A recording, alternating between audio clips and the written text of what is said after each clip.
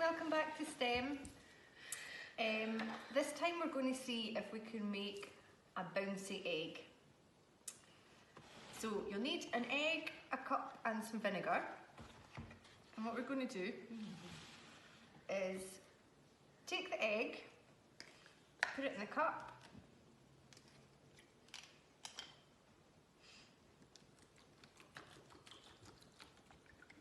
and then fill it with vinegar so that the egg's covered,